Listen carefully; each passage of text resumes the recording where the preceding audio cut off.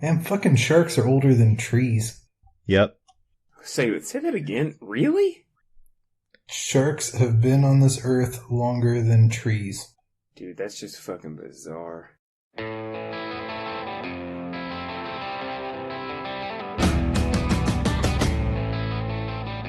Hello, and welcome to this episode of the Alien Familiar RPG podcast. I am Clayton.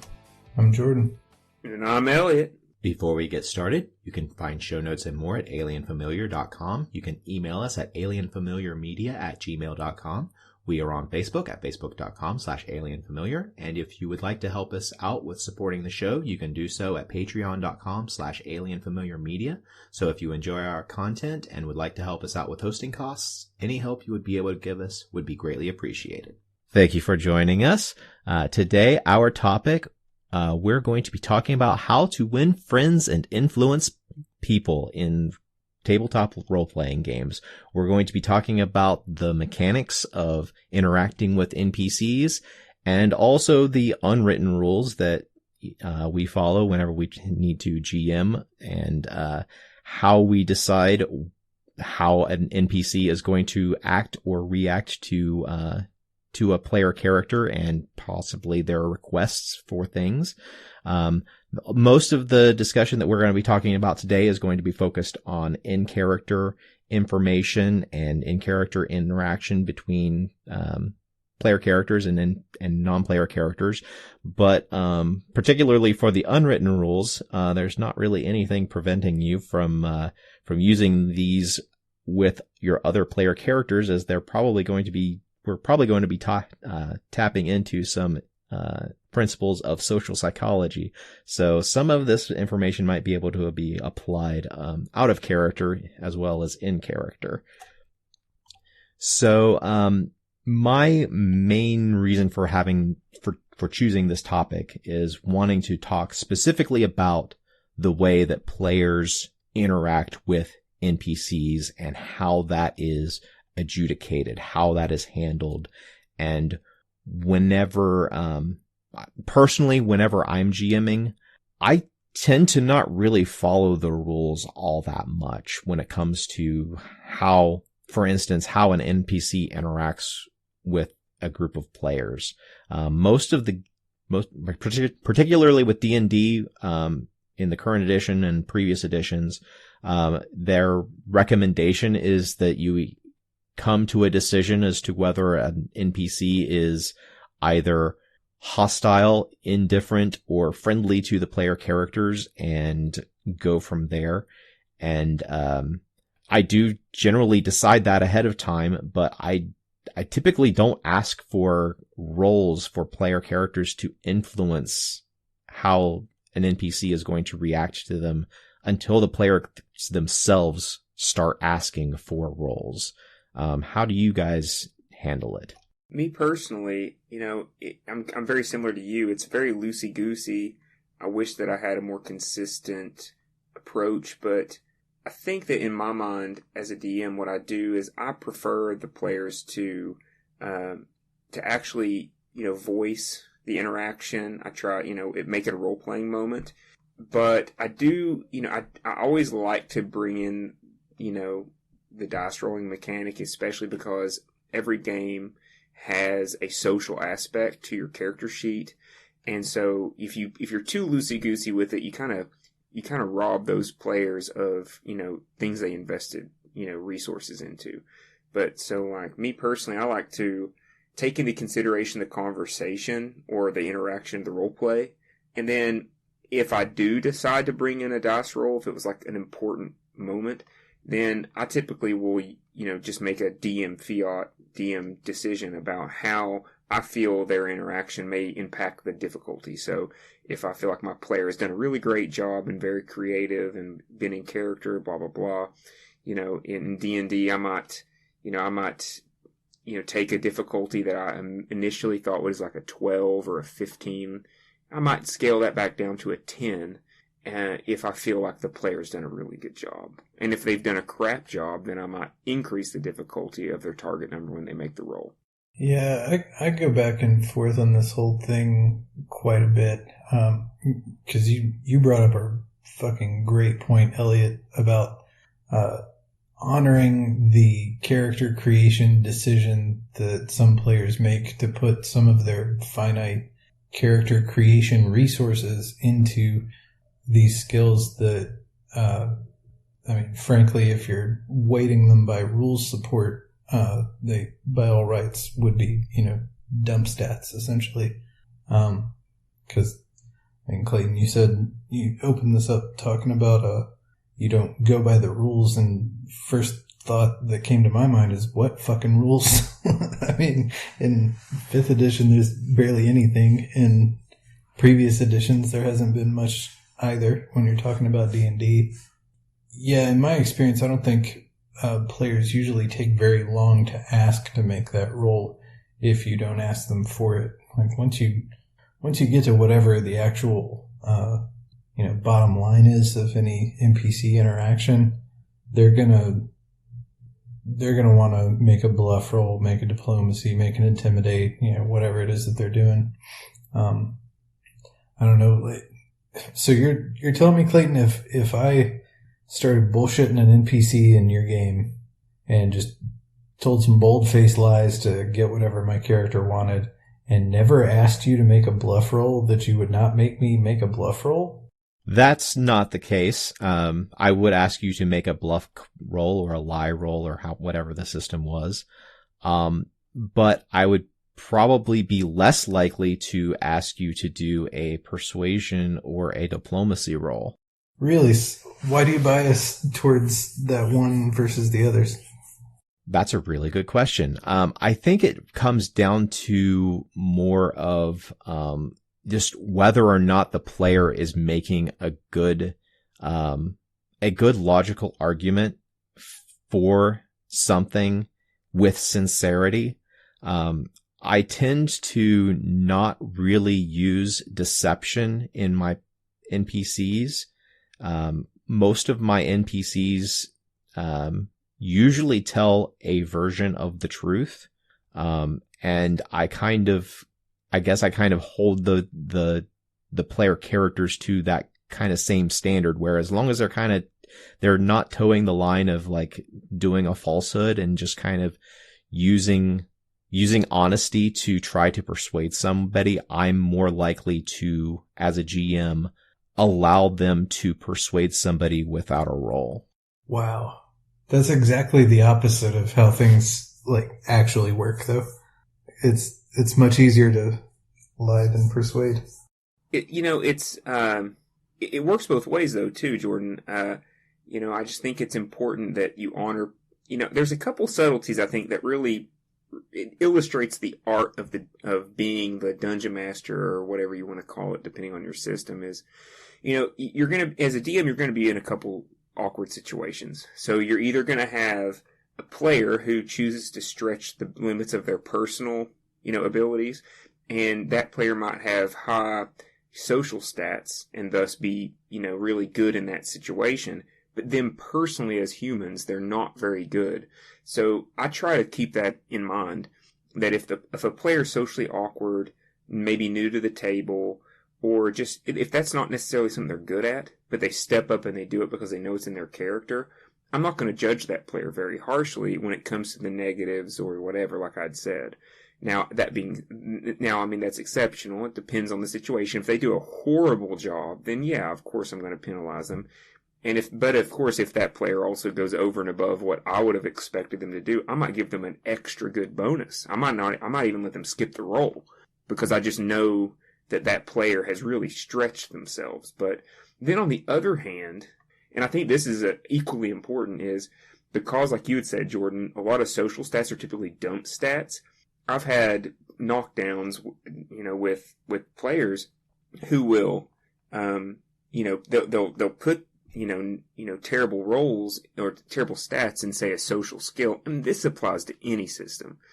And then because they themselves are, at least at the table, fairly charismatic, experienced role players, they will kind of, in my mind, cheat the game, cheat the DM a little bit, by, putting maybe a 9 or a 10 in, say, charisma, and not have much of a good bonus in persuasion or whatever. but then they'll try to be the face, and they'll try to just use their own personal ability. And I always try to, that is something I think happens more often than the other.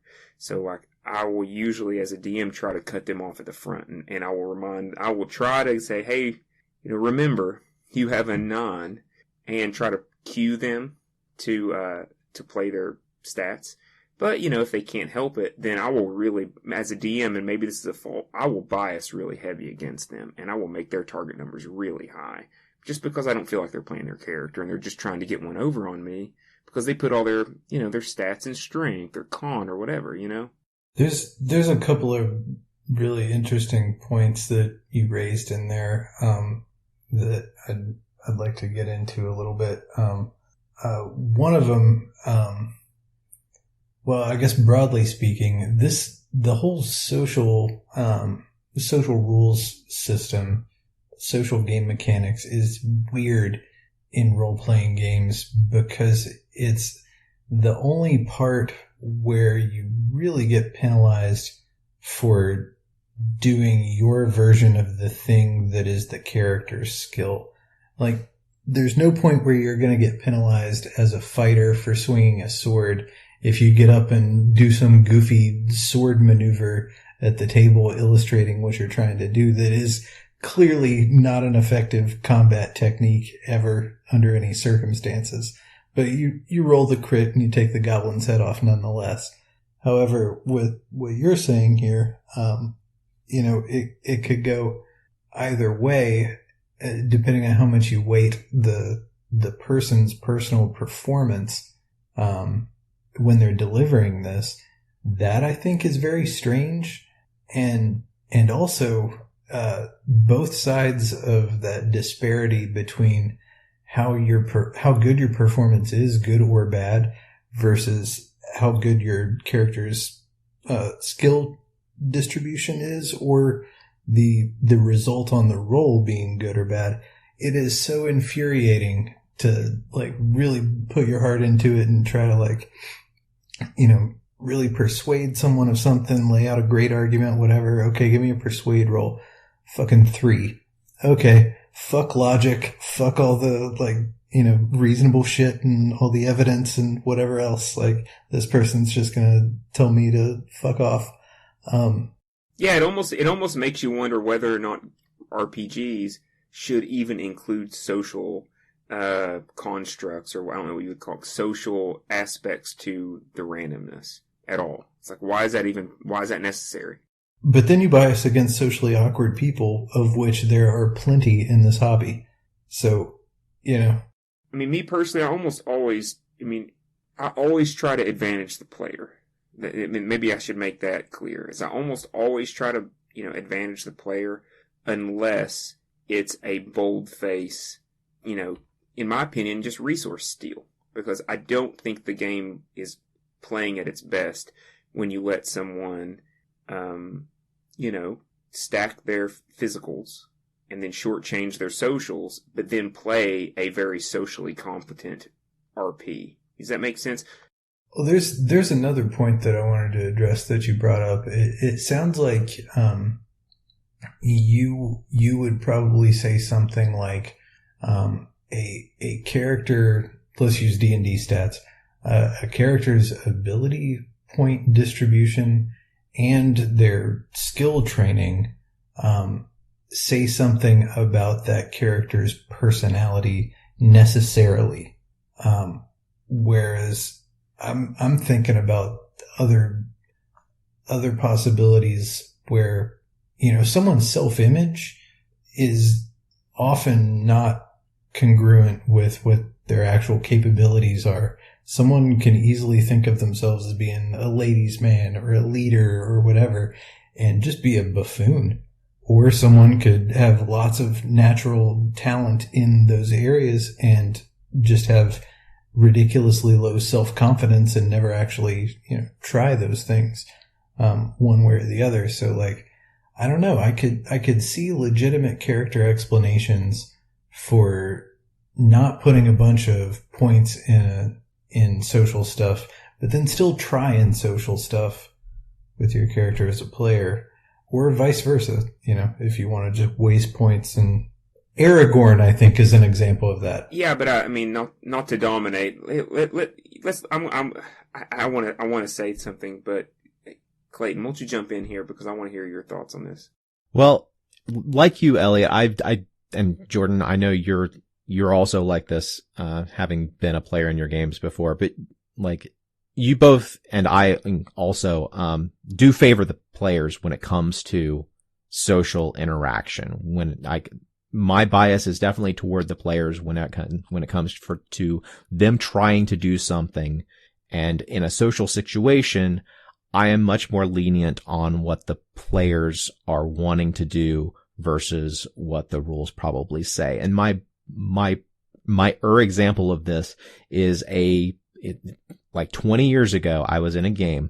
I was the game master, and I had a player who, it was essentially a modern day fantasy game. And the player himself was not very charismatic, but his character was he was literally a B-movie action star. So he had this B-movie action martial arts star. So he had built his character to have some physical abilities, but he had also put as many points as he could into his, basically his charisma and social ability. And I remember every single time I asked for him to make a social roll, he either crit failed or damn near crit failed. He couldn't persuade anyone of anything. And the player wasn't articulate with what were legitimately good ideas, if we were in if we were sitting around having a conversation, I feel like we would all agree, wow, that was a pretty good idea. I think that would convince most people.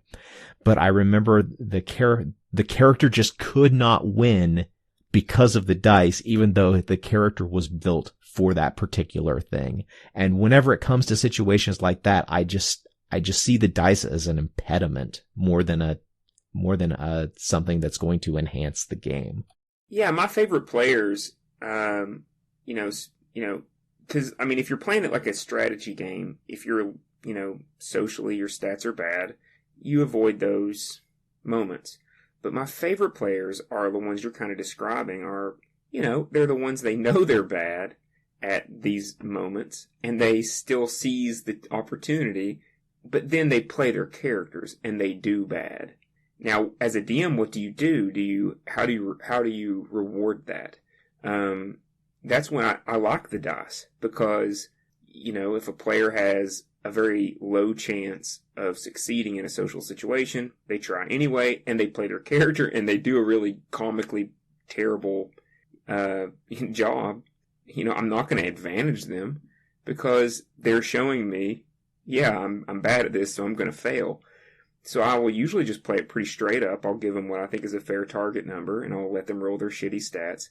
But then when they succeed, those are kind of the best moments because then it's like those dumbfounding moments in a movie whenever it's like, I can't believe that fucking worked. But then also, you also know that the player's okay, knowing that they're more than likely that roll's not going to succeed. But I still, in those situations, like to give them the roll if I can. You know what I mean? To give them at least the chance. And then use the infamous secret modifiers to sway it into being probably a success.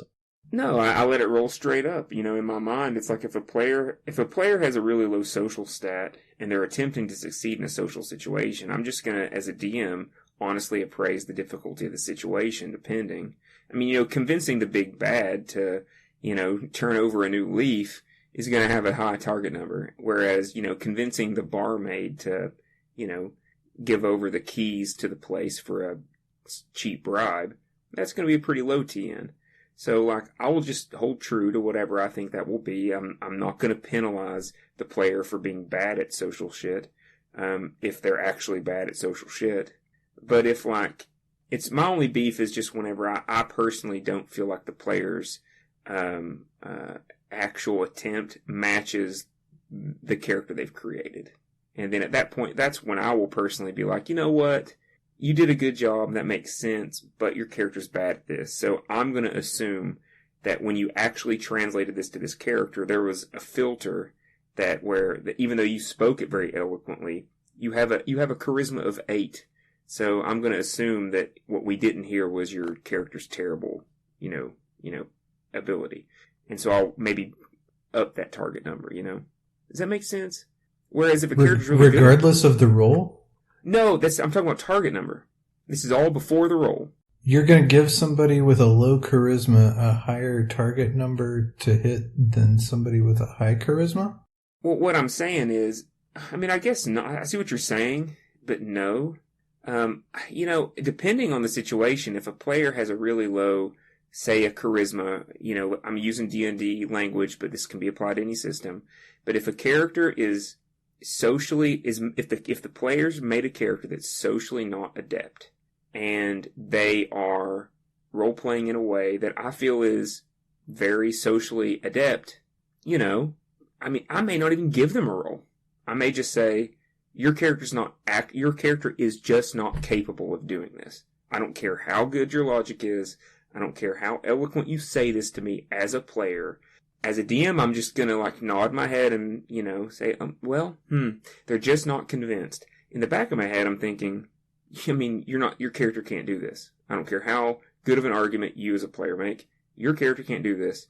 And in the back of my head, I'm thinking, I'm justified in doing this because you're not playing your character. And we both know it. Ugh. I don't like any of that stuff you just said. It makes me feel bad, all of it. But it's not fair to people who... It's not fair. It's just not fair. Because what's not fair is telling somebody that they can't do a thing regardless of what happens on the dice. Just because of your opinion of how they're playing their character. Well, in that situation, I'm the DM.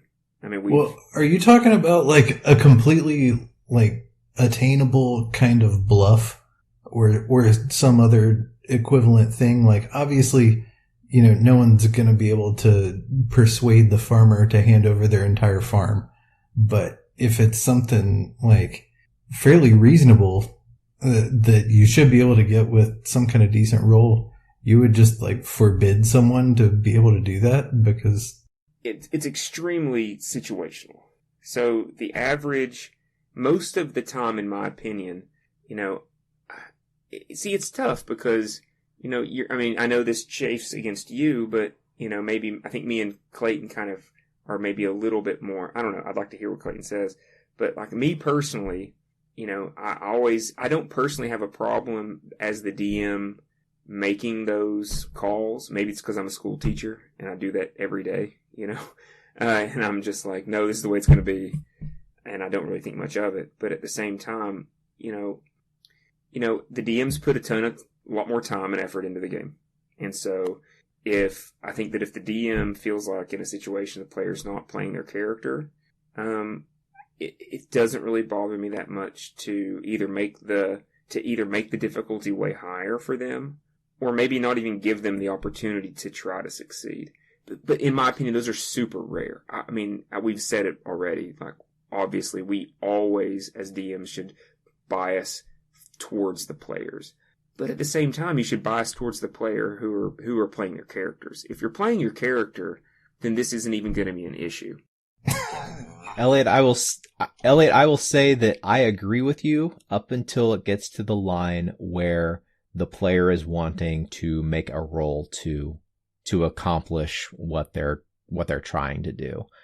I have done in the past where I have gone an entire NPC interaction and not had the players make any sort of roll to determine how that conversation was going to go, and just went on just me and the player character or player characters sitting around the table, just vibing on the scene and playing out our characters.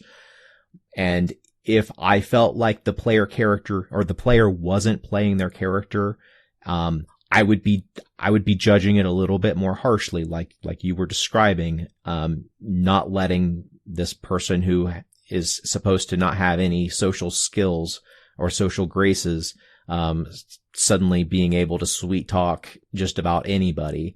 I would try to take that into account when factoring in how this NPC is accepting or denying of what the player characters are saying, up until the point where the player character asks for the role. No, asking for the role is different. I think, as a DM, you should never deny a player the opportunity to roll when they ask for it. What I'm saying is, on the DM side, I may not offer the role. If the player asks for the role, that's whenever it gets into the target number thing that I was saying before. If the situation is fairly mundane, I'm going to give them a fairly low target number, depending on the system. But at the same time, if I feel like the player's not playing their character, I may juice it a little bit, in my mind, to compensate for what they're not, which is playing their character. Yeah, I'm not going to go out of my way and say, and ask for the role, but if the player character asks me if they can make a persuasion or a deception roll, I'm less likely to make an artificially high or difficult, target number for that particular role. I'm going to stick with what I normally do and have the target number be what I think it would be to convince somebody, whether it would be an average or difficult or very difficult type of role. And I would probably tell the player ahead of time what type of check it was going to be, whether they think that having had the conversation with this person, whether they would be easily swayed or whether would be a very tough sell to get them to go along with what they're saying. Well, I mean, I'm speaking to a lot of people's different tables here too. I'm not assuming that I don't play with players who I think are going to put me in that position, first of all. But I'm assuming not everybody's like me and they don't get to pick and choose. So just, I think that needs to be a caveat, is that, the best way to solve that problem is to not play with people who are going to put you in that position in the first place. But if you find yourself in that position, I personally don't have any problem with the DM punishing players. Is that too harsh? Can I just say here that I'm racking my brain thinking back of all the conversations that we have had on this podcast. I can't think of another topic where I disagree with the two of you more. Like, I feel like I'm losing my mind here hearing this. Oh, expound. Where did you guys ever pick up the impression that it's the DM's job to tell a player whether they're playing their character or not? Who made the damn character? I mean, the exponential amounts of work that the DM does in comparison to the player. Bullshit. That's why. I've been in plenty of games where I did way more work on that game than the DM did. Clayton, fist bump me. I will verify that statement is accurate. Well, that's not the case for my games. Listen, man, like, if somebody makes a character that has shitty stats in charisma or whatever, and then they go try a charisma skill, you don't have to punish them. They already have a shitty roll. It's in the mechanics. But my issue is whenever they get, like, the player that tries to con you into punching above their weight in those social stats, they never act. That's not ever how it goes. It's never just like okay, well, I make this eloquent statement, give me an honest roll. It's never, that's not how it usually works. It's always like, oh man, but usually they're going to be the ones that argue against having to make the roll in the first place.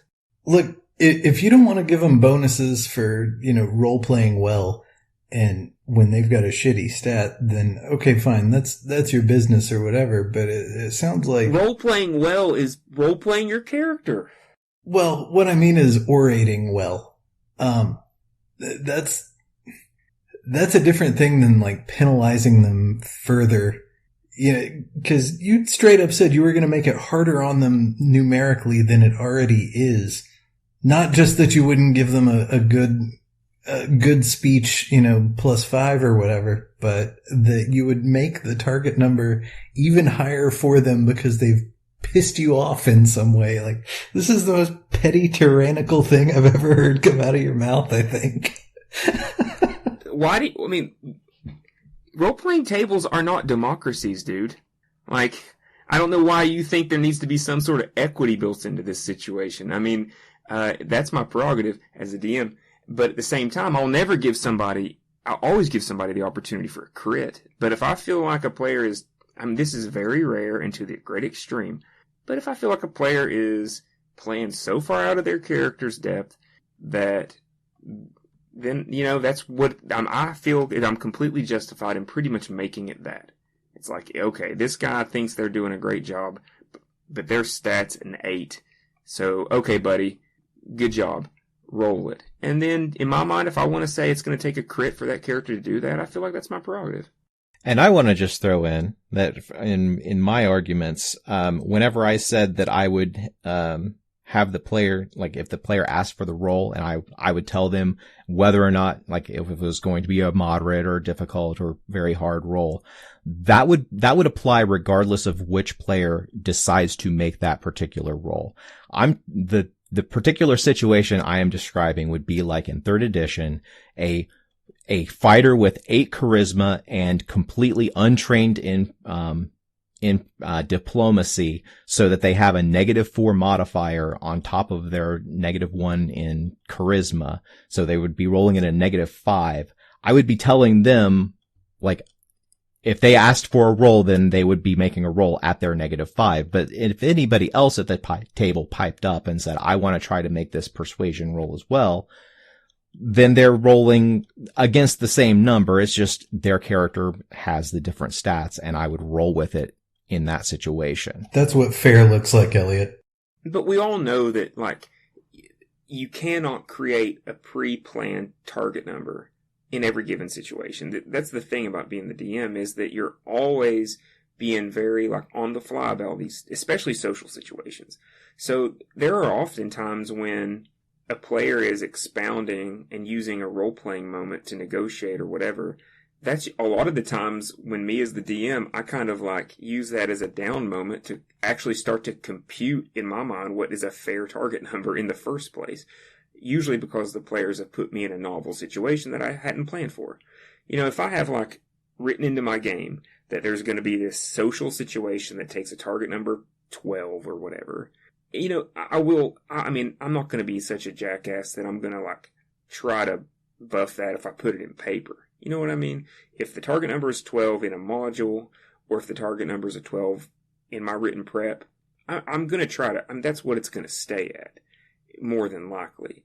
But I'm talking about in these more ad-lib, unique situations, because more than likely, you're not, the target number is going to be squishy for the DM anyway, because they're calculating, kind of like a chess player or a mentat, but those are the situations I'm more talking about. Does that add a little clarity?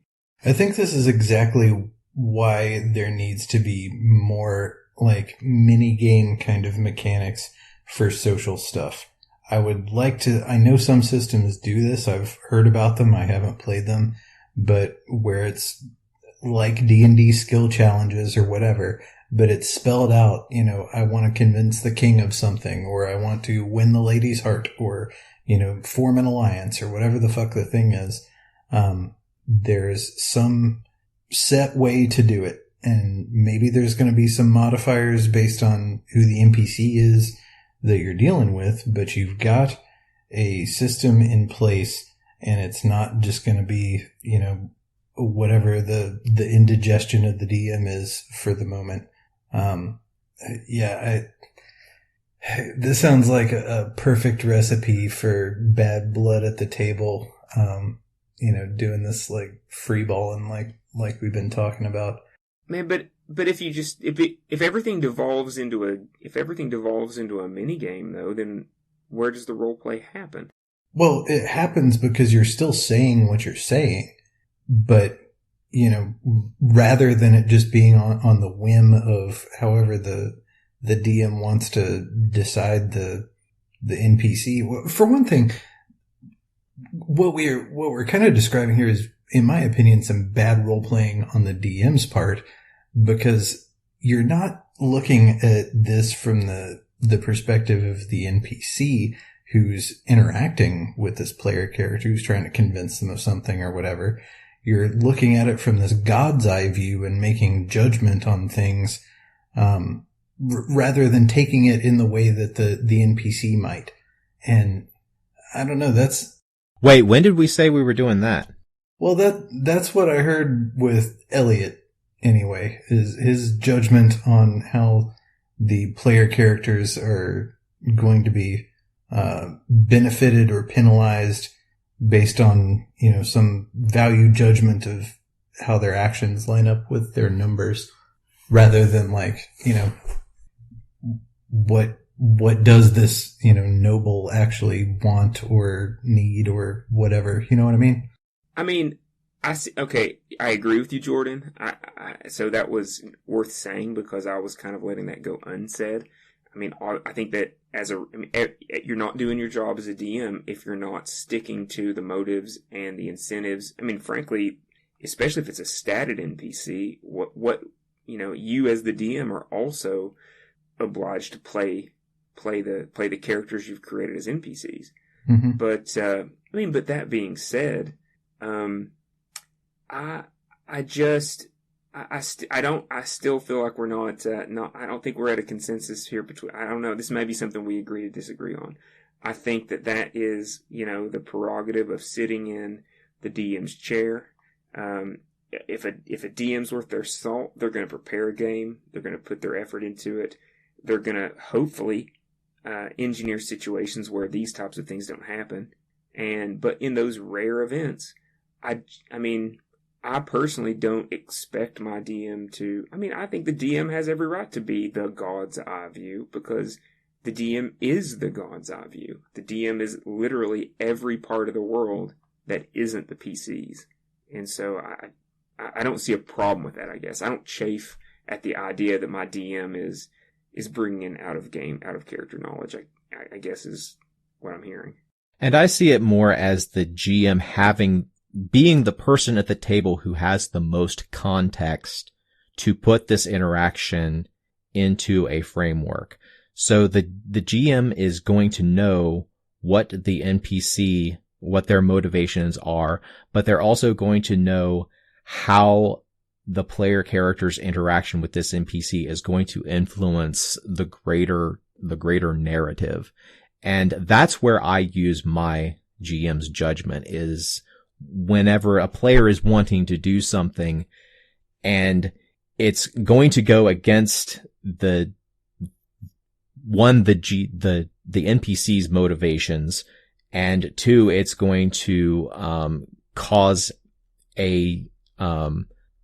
some sort of an issue later on down the line with the campaign itself. Like, for instance, if in the situation where the player characters are literally torturing an NPC to gain information, there's a lot of information that the GM has, both about that NPC and the world itself, to determine whether or not that torture is going to give anything that is actionable by the player characters, and whether that actionable information is even going to be the truth. I don't think I understand what you said there, Clayton. I want to be clear. I think this philosophy cuts both ways as a DM. If you're doing it right, more often than not, these types of considerations are going to benefit the players. These rare occasions whenever you have a player not playing their character, in your opinion as a DM, if you want to punish them for it, hey, go for it, buddy. The result might be you alienate some players, your game falls apart, you don't have a game. And that's a consequence you're kind of having to balance there. But more often than not, this kind of approach, in my mind, benefits the players, because it's the difference when, more often than not, you're going to have the player who is good at social skills, or, I don't know, even say you're bad at your social interactions, and you do a really great job, you have the table cracking up, and you're doing this obviously incompetent job. I'm more likely to invent a reason why the NPC finds that adorable and gives you the result you want without even having to make a roll, because I feel I want to reward you for playing your character. Is that, you know what I mean? That's how I feel like this happens 99% of the time. It really cuts in the direction of the players. You know what I mean? But if it always have to devolve to a mini game, then it's just like, okay, we'll talk at this point, guys, because either way, we're just going to drop down into the social game and then crunch, crunch, crunch, succeed. I don't know. I'm thinking back again to that WebDM episode that I sent to you guys where they were talking about, what was that game? It's an Arthurian role-playing game. And Pendragon. Yeah, Pendragon. And they talk about how there's whole phases of the game that are specifically social mini games. It'll be like, you know, there's a big feast, and that's the opportunity for the nobles to talk to each other. And so you can go in with, you know, some plans in mind and certain people you want to talk to, some people you want to avoid. You say your piece, you have your, you know, exchanges with people, and then you roll to see how that went. And however it went is how it went. And that's going to set the stage for, you know, what goes on in the story after that. And like some of the biggest things that happen in that game, it sounds like happens over the king's table rather than on a battlefield. And you know, that's where you get a chance to like, you know, hook up with some princess or something and like start your family. And this game's like a multi-generational kind of game too. You know, you're like marrying off your kids to people and stuff like that. Like there's dice behind all of it. It's just spelled out, you know, here's what the phases of this look like. And it sounds like a fucking blast to me. It sounds way less stressful than, you know, just trying to like off the top of your head, weight every sentence that comes out of someone's mouth and, you know, so on. What I think the thing that really makes me kick against this whole idea a lot that you guys are talking about is the worst case scenario here, where we've all played with that asshole DM that just has an axe to grind for some reason, and they're going to bring that to the table and bias every fucking thing that goes on. It doesn't matter if you meet a brand new NPC you've never seen in your life, that person's going to fucking hate you. And it's just shitty. Like having that much personal bias be able to just like leak into stuff like this. I feel like the game mechanics are much harder to argue with than, you know, this squishy kind of stuff that we've been talking about. You know what I mean?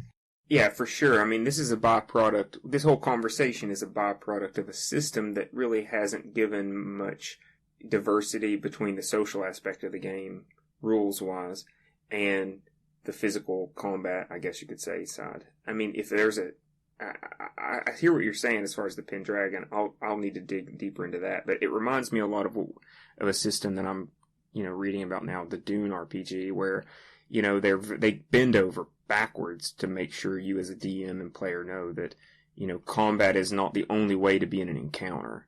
And when the game is framed in such a way, then you need to play according to the, you know, the rule set for that game. And if a game provides an alternative mini game that adds to the fun, that's fine.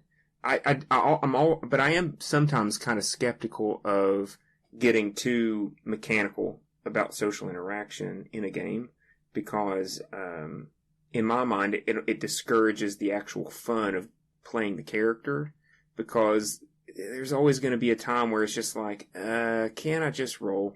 You know what I mean? Or I'm gonna use my whatever stat or whatever skill to influence the situation, and then it just devolves into, you know, a skill roll, and whatever you actually say is just, you know, whatever. And I don't think that's a very fun game. I wish I could say honestly that I do this in D&D just because of like what Jordan's point earlier, that the social interaction system is not very robust in D&D, and so it's kind of hand wavy anyway. But I've also played in a World of Darkness game where I was the storyteller, and we were using the rule set that had the I don't remember what it was called now, but basically it turned social interaction. It turned it into as robust of a system as physical combat, where you were I don't remember exactly how it went, but you were basically the characters had I can't remember the term for it, but essentially an equivalent of hit points, but it was basically social points. And whenever you were doing a social interaction, you were basically whittling away at each other's social points or trying to attack their social points. Yeah, I was in the situation where I had that rule set right there in front of me. I could have used it, but goddamn, I was tired. I didn't want to have to deal with all that bullshit. And we did an NPC interaction when the player, who I want to say was playing a Ventrue, but I don't think that was actually her character's clan, but it was one of those talky, influency type clans. And I just let the Ventrue character just basically steamroll this person because it was expedient and because their character had been built for social manipulation. I just wanted to get through the scene, and so DM Fiat, we got through the scene. The character was able to do the things that they were designed to do, but they didn't need to roll any rolls for it. I mean, and this is another thing that occurred to me too, in what you were saying too, is that when you have a player who is putting themselves out there socially, and they're not the ideal person to, stats wise, maybe you have another player waiting in the wings who actually has dedicated stats and resources to those skills, and either for timidity, or maybe there's a table dynamic where you just have a more overbearing player or a more experienced player, they might find themselves thrust into that position because you may have a character who's a little more timid, though they are more suited to the situation. I mean, that person not being able to, the person who's not suited but is more experienced, getting the party through social situations just kind of because they have to, out of character.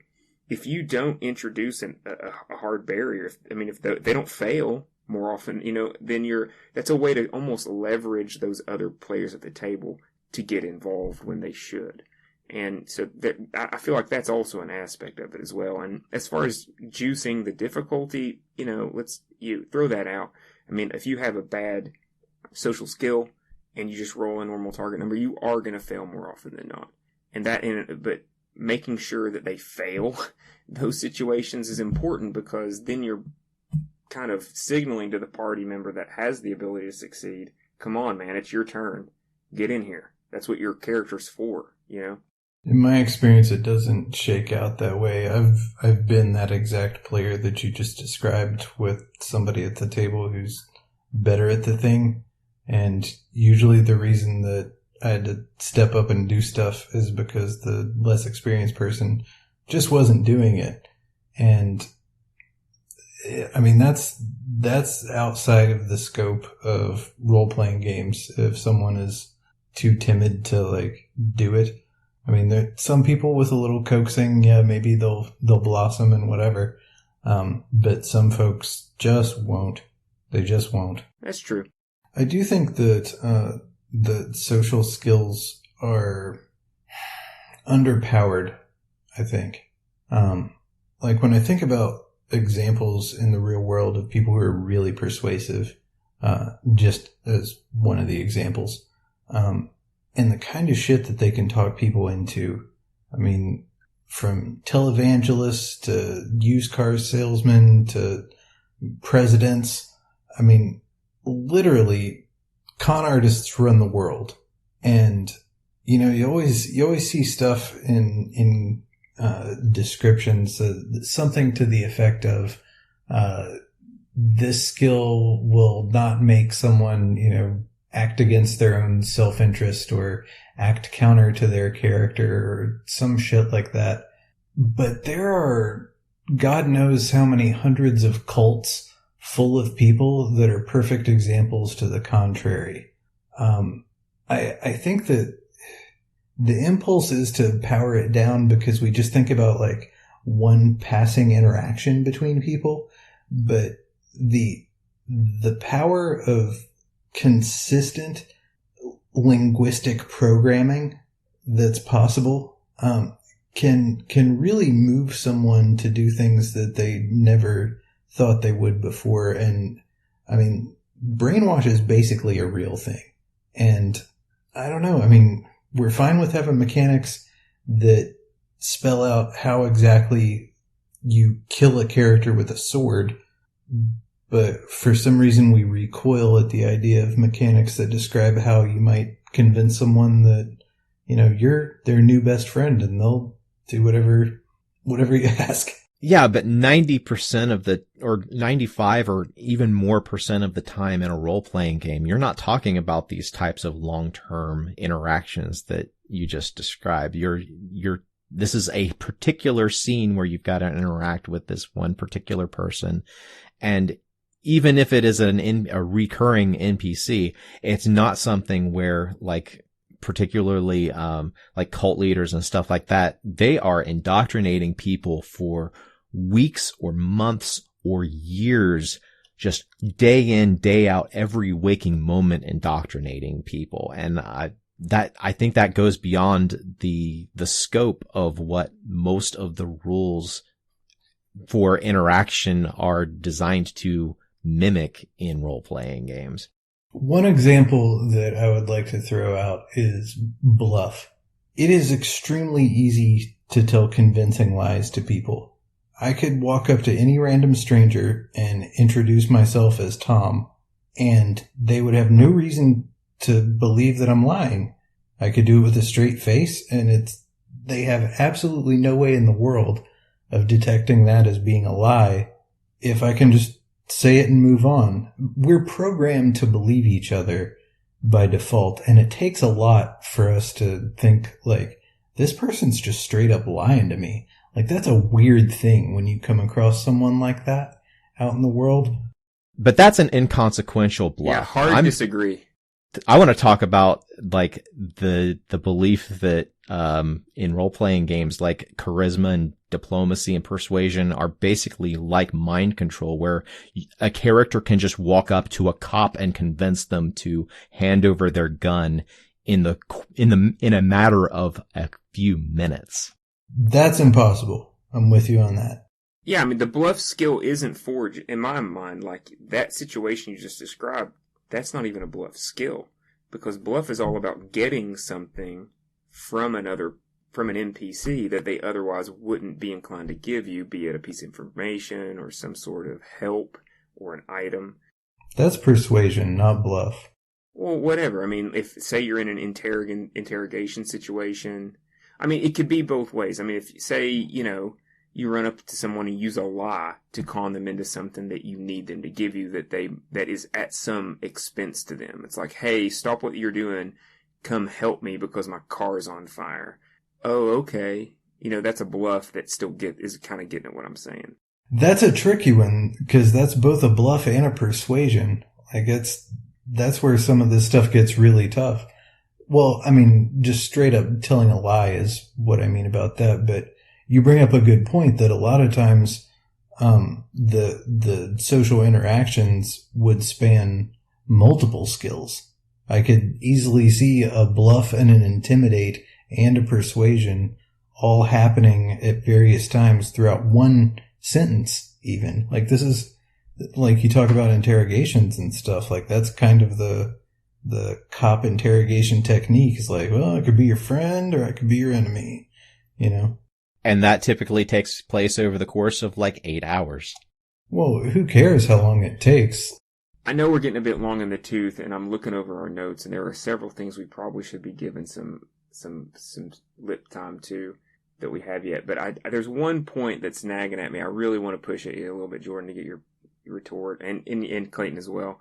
The thing that I'm hearing, though, that I want to push back on you a little bit is, and as always, we get caught up in the D&D paradigm, but If we're using a skill, like you're saying that like you don't like that there's not a mini game for these social aspects, but in reality, that's just not the case in, say, in D&D. You know, say your character, what I'm talking about as far as disadvantaging players, or maybe choosing to give them more difficult target numbers, or maybe just as the DM, just in the back of my head, making it to where I just know this player is not playing their character. They're not going to be able to succeed at this. Those situations are, in my mind, are framed in when there is a mechanic. And, you know, the mechanic is persuade. This character's got a terrible charisma, no points in skill, in no points in the skill.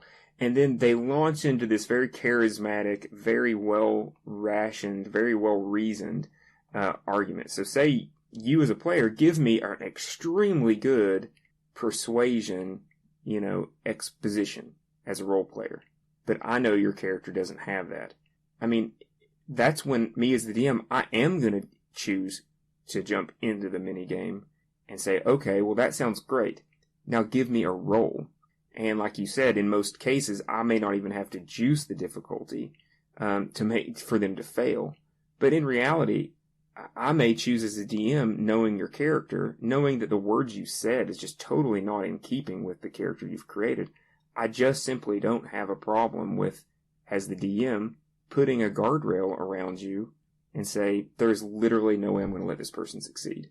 And, you know, so the issue is, it's not that, like, you're talking about this situation where there's no mini game, there's no rule set to jump into, but I mean, I just disagree. Most games have a rule set, and, you know, it's really the issue that I'm arguing about is that, like, when players, you know, using the rule set, using the mini game of a skill roll to hold that player accountable and make them fail in spite of a logical, perfectly good reason that they explain to me as a character. And a lot of players get butthurt about that.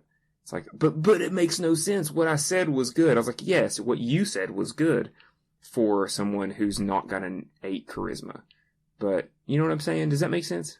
Okay, couple quick responses.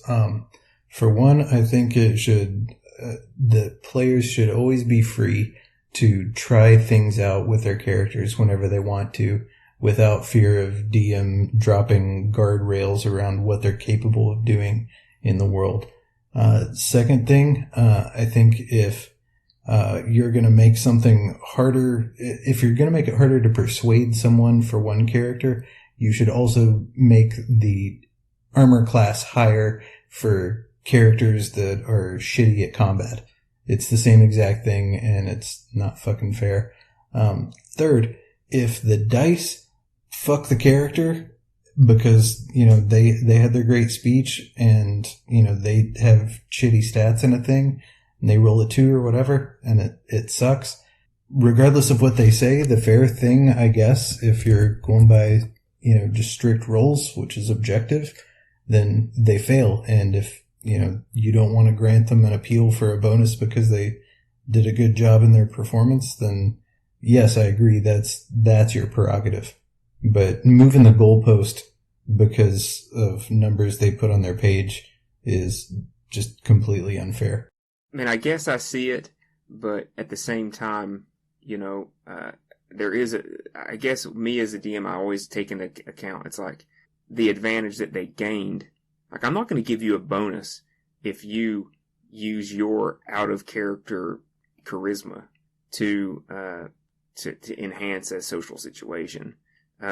Just as I wouldn't give you an advantage in combat just because you're a Navy SEAL and you happen to know out of character a really good way to do combat or whatever.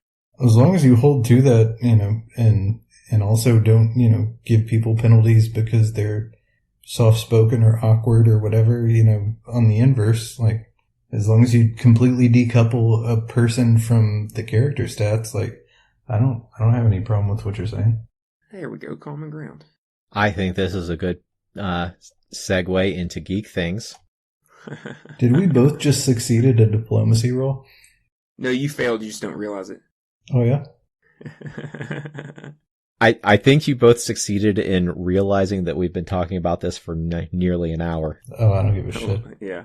It was good. I enjoyed this one. Clayton, won't you jump off with geek things? All right. I've actually got 2 geek things, neither of which are related to sociability. Although one of them is regarding an ugly animal. I'm not sure if how many people are familiar with what a goblin shark looks like. I had been aware of what a goblin shark is, but I had never seen a particular video that I saw on the internet last week of what it looks like when a goblin shark takes a bite of the thing that it is attacking.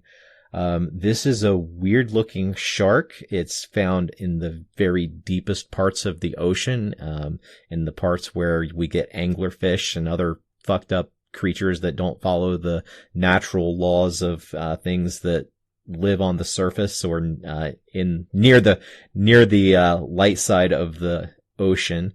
But this fucking animal has the ability to unhinge its top jaw whenever it takes a bite. Whenever you see this thing take a bite, basically its mouth comes out of its mouth in order to bite something. It's fucking freaky as hell to watch, and I just had to share it.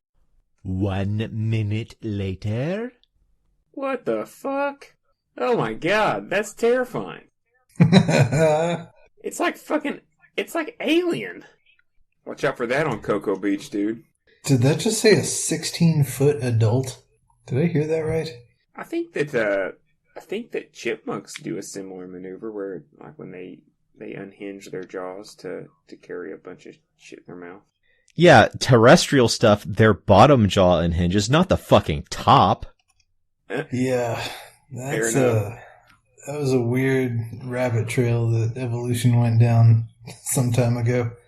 Yeah, the other thing is something else that's kind of creepy. I watched a documentary on Amazon Prime called Blitzed, Nazis on Drugs.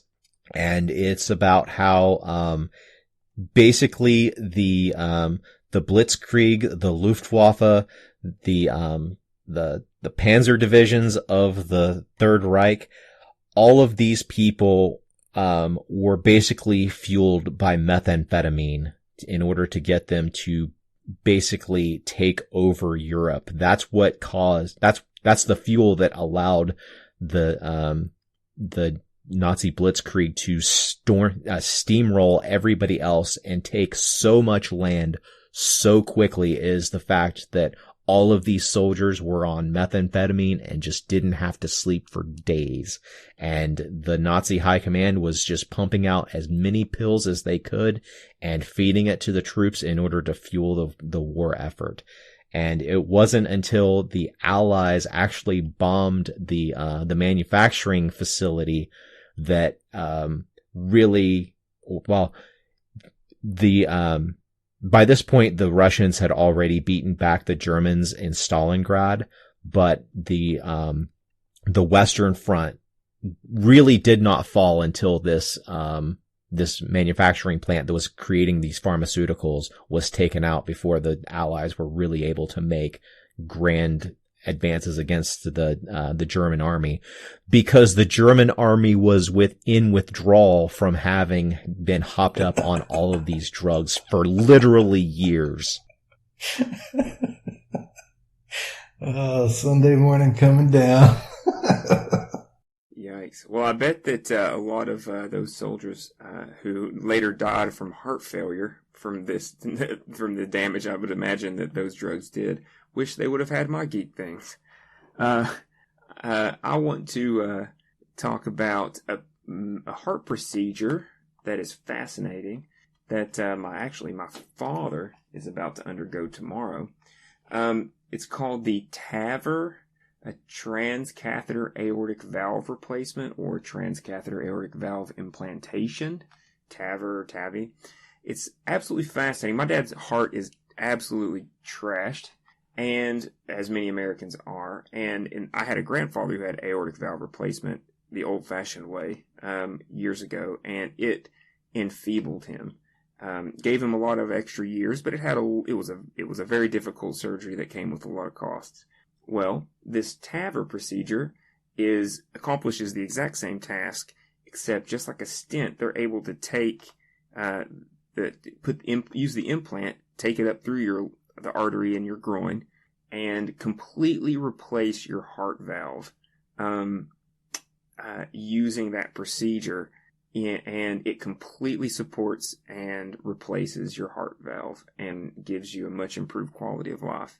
And so it's just fascinating to me that everything we talk about as far as humanity is usually so pessimistic, but it's just amazing that humanity has evolved to a point where we're able to do this at all, and then take a procedure that used to be a months-long recovery with high mortality at risk, and turn it into basically a next-day procedure. My dad will have a heart valve replacement surgery and be back home within 48 hours of it being done. It's absolutely amazing. Your dad's basically a cyberpunk character now. I know, right? That's incredible. Very cool. Glad to hear he's going to be able to get something that's going to help him out that much. Yeah, thanks, man. Okay, my geek thing is season 2 of a show that I love very dearly is out on Netflix now. It's a Netflix original called Black Summer. It's, pretty typical fast zombie, like 28 Days Later kind of story. What's amazing about it, though, is really the art of cinematography and the acting that goes into this show are just absolute top notch. The editing is also amazing. The show is incredible with these really, really long single shot scenes, like minutes and minutes and minutes without any cut whatsoever, with some crazy shit happening. Like, I don't know how many takes these people have to do for some of these things, but like, it's a feat that they're accomplishing. And it's scary as shit. The whole time you feel like you're on the verge of a fucking panic attack watching this show, because you never know what the fuck's about to go down. The other thing that I really like about it a whole lot is the narrative structure. There's multiple characters involved whose stories occasionally overlap in some ways, but you'll see the same scene. Well, I guess let me step back. The show is done in these little vignettes. Every episode is, maybe 8 or so vignettes, and you might see the same scene from 2 or 3 different characters' perspectives over the course of the show. And these vignettes don't necessarily happen in chronological order either, so you're not sure what part of the story you're actually watching at any given time, so it keeps you very disoriented and like really hyper alert. It's some of the best mood setting that I've seen in a TV show for quite some time, so Black Summer, check it out. It's a fucking trip, man. Yeah, I really liked season 1. I can't wait to see season 2. It's fucking great. They haven't missed a beat. Perfect. I'm looking for a new show. All right. Well, guys, what do you say we stop this bullshit and start rolling some dice? You persuaded me.